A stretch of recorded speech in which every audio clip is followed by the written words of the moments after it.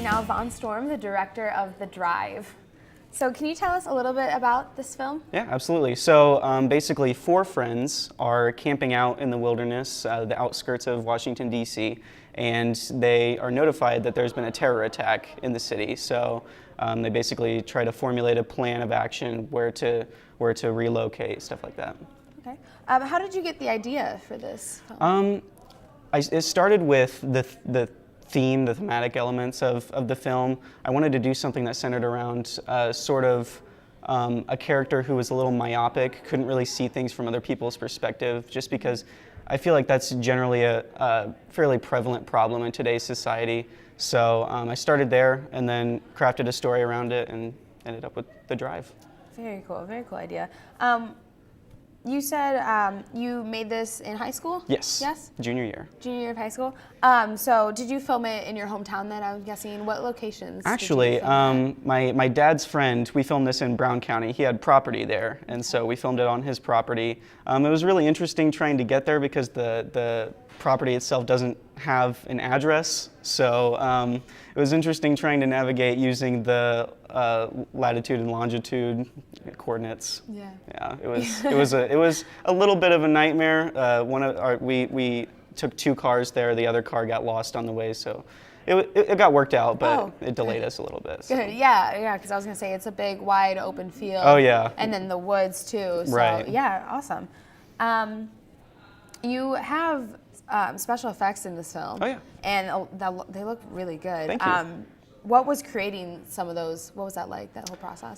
Actually, there's a particular effect where a jet flies over them. Mm-hmm. That was actually relatively simple, simpler than I thought it would be. I literally just found an image of a jet, cut it out, and then animated it on a couple of the shots. And then for all of the a little bit of a spoiler, but there's some gunfire in the gunfire effects. It just went into After Effects and added some bullet whizzes, stuff like that.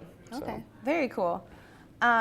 Did you have any big issues that occurred when you were filming? Oh yeah, there was one of the biggest challenges with this film was the shooting schedule was not accurate at all. There were a lot of delays. It took a lot longer than I initially anticipated. This was I think my 3rd short film, so I hadn't quite mastered scheduling for a short film. Hadn't really taken into account Murphy's Law. Anything that can go wrong absolutely will go wrong. So I expected it to be around a 6-hour shoot, but it ended up taking the entire day. We got there at around 10 in the morning and then didn't leave until the sunset.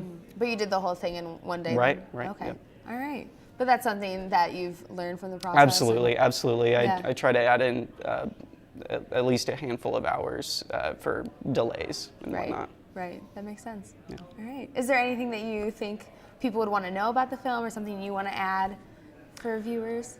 I guess just try to pay attention to the thematic elements. You know, I tried to make an interesting story, something that would captivate an audience, but there are definitely some thematic elements I tried to throw in there, some symbolism and stuff like that. So look out for that. Awesome. Well, thank you so much for coming here and being Absolutely. interviewed, Thank and you very enjoy much. the festival. Thank you.